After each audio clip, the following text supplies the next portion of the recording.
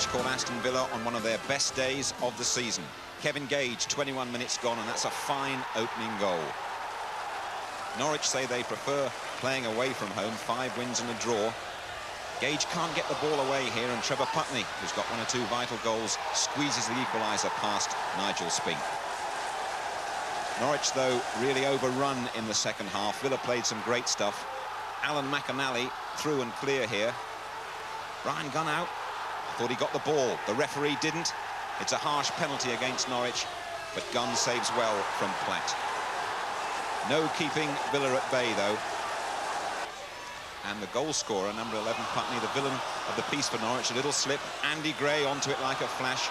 He provides so many things for Villa, does Gray. And Platt atones for that penalty miss. Villa now developing into a good attacking side. Kevin Gage sweeps in his second and Villa's third. Villa's best home performance of the season. Norwich's unbeaten away record has gone. This East End derby was a home banker, if ever there was one. I know, you've heard it all before. Millwall third and unbeaten at the Den, West Ham next to bottom. But when Ian Dawes' back pass was intercepted by Alan Dickens, Paul Ince picked up his 4th goal in 4 games in front of Millwall's biggest crowd for 12 years. The West Ham revival continues. Southampton are one of the in-form sides at the moment, unbeaten in 10 matches. The Wallace brothers have got a lot to do with that. This is Rodney Wallace with a splendid cross, and Neil Maddison, a teenager in his first full league game, heads the Saints in front. Wimbledon haven't won in the league since early October, and they came back just 3 minutes later. Vinnie Jones with a free kick, another set piece. Burridge can't get the ball away, and Terry Gibson, lethal in that sort of situation, equalises. Well, right at the end, Southampton paid for a series of missed chances. Shades of the cup final here, another set piece. This time it's Wise, and Carlton Fairweather heads in the winner. Wimbledon really needed the points, their first win in 7 games. Spurs, 4 league games without defeat. Now, one of the debatable issues of the weekend here, Ian Snowden's pass. Now, Tony Cottee looked well and truly offside until you noticed Terry Fenwick playing him on. A slight delay, but as soon as Cottie's predatory instincts returned, well, that was pure Greavesy, wasn't it? His 100th league goal. Manchester United were chasing their first win in 10 matches. Ralph Milne got his first goal thanks to a deflection against his old club. United relaxed and much more confident. Remember Brian McClare's miss on the match last week at Newcastle? He can head them in, you know. And coming up now, one of the goals of the weekend from United's outstanding player, Mark Hughes. Look at that. Control and into the net. 3-0 to United, their best league win of the season. Middlesbrough have the worst away record in the First Division. They'd lost their previous 2, and with only 1 goal in 4 games, they were probably more surprised than Forest to take the lead. Mark Brennan skidding one across the surface. Well, Forest, with only 1 home win all season, came back with some good old-fashioned wing play. Franz Carr back in favour, laying on the equaliser for Lee Chapman, who was reputedly out of favour before the match. A bit of Cleffy psychology, if you ask me. Well, less than 2 minutes later, Stuart Pearce combined brilliantly with Franz Carr. Pearce, he's the England full-back, Cleffy says can't tackle. Atoning for his midweek sending off by laying on number 2 for Chapman. Middlesbrough, though, emerged with a point. Peter Davenport, their new signing, without a goal since moving from Manchester United, but obviously settling in, crossing perfectly for Stuart Ripley. From Forest's point of view, 1 defeat in their last 18 games, but a draw really not good enough. Well, Sheffield Wednesday are missing the goals of Lee Chapman. Where would they be without Mel Sterling, the England fullback, playing as a striker? And that's his 6th goal of the season. Looked very much like 3 points for Sheffield Wednesday until the 89th minute. Referee Neil Midgley right in the middle of things. Watch as Ted McMinn drives this ball in. Now, is that handball there by Madden or by Micklewhite? The referee's in the perfect position and he says it's a penalty. Doesn't show up all that well on this slow motion, but I must say I agree with him. Nigel Callaghan to take the spot kick. 1-1 the result. Derby will settle for that.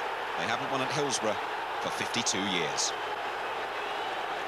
4 without a win, Queen's Park Rangers. The game set alight by another vintage Trevor Francis goal. I wonder if he's watching. Great volley that, Trevor's 8th of the season. Well, Coventry had lost only 1 away. They went 2 down. Rangers playing with some style. Cottee nodding it back for Mark Falco. Sharp turn, sharp goal all round. Well, in the main, it was a bad-tempered match, and Coventry's Trevor Peake paid a very severe penalty. Was that a sending-off offence? The referee thought so. Well, Coventry managed the goal before the end. David Speedy's first for 10 games. His 7th of the season from midfield. Queen's Park Rangers 2, Coventry 1. There's so much about each other, these two sides now, that you feel it'll take a little bit of magic to separate them.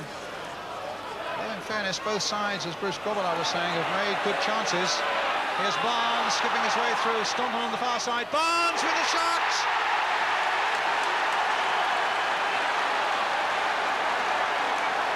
And at last the chance has been accepted, and Liverpool are in the lead. Reminiscent really of his goal at Anfield in the first of those Littlewood Cup games, in that same sort of channel, skipping past one challenge after another. Staunton came in on the left and looked for a moment as though he might get the shot, but Barnes in fact puts it across Lukić's body, and Liverpool in the lead. And now from our camera inside the goal, and the ball in there now to join it. Trevor Francis. Well, I would think George Graham will be disappointed with his defence there. It's very bad defending, but as a forward, I would prefer to talk about the great play from John Barnes. Terrific dribble, and finished it with a great cross shot. Actually, the goal was inevitable because there have been so many chances in this game that it just had to come. Richardson. Adams again. Newcastle stopped by Barnes. Smith. Merson. Richardson again. It'll come for Dixon. Real nip and tuck. Rocastle playing it in. Smith getting in there. Arsenal level.